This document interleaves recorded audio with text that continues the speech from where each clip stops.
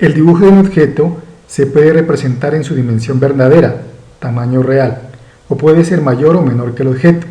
En la mayoría de los casos, si no se está dibujando a tamaño real, el dibujo es más pequeño que el objeto que representa.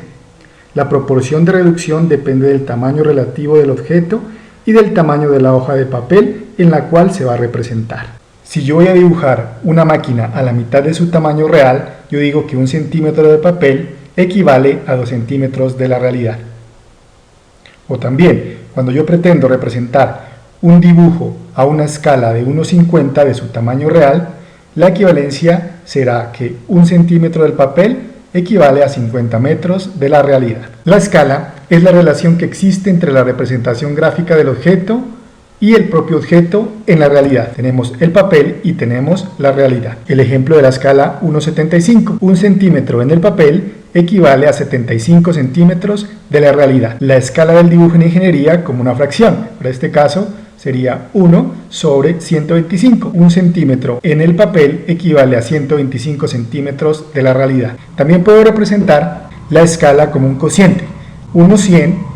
El cociente sería 0.01, que equivale al 1% de la realidad. Es una regla que cuenta con diferentes escalas para medir. Pueden ser de sección prismática, incluyendo diferentes escalas en cada uno de sus lados y también en forma de libro o abanico, donde despliegan cada una de las escalas. El más utilizado es el tipo prisma. Para las escalas de ingeniería existen dos tipos de escalas, las escalas primarias y las escalas secundarias. Una escala primaria son las escalas patronadas que están en el escalímetro.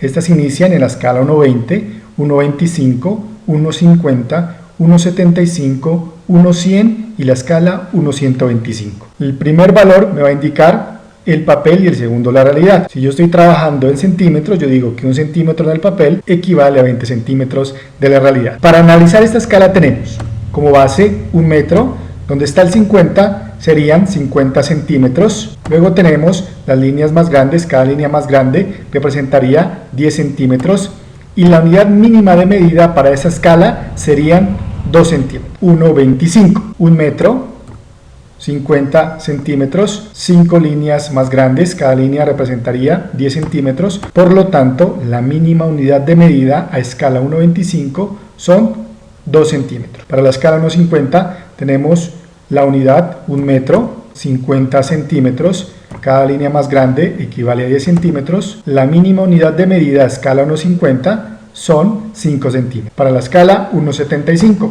1 metro, 50 centímetros, las líneas más grandes 10 centímetros, unidad mínima de medida 5 centímetros. Para la escala 1,100 tenemos 1 metro, 50 centímetros y unidad mínima de medida 10 centímetros.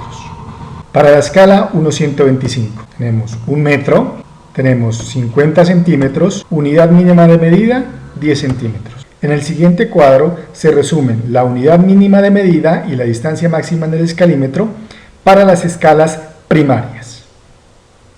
En este gráfico observamos cuál sería el gasto de papel en las diferentes escalas, arrancando con la escala 1,20 y terminamos en la escala 1,125.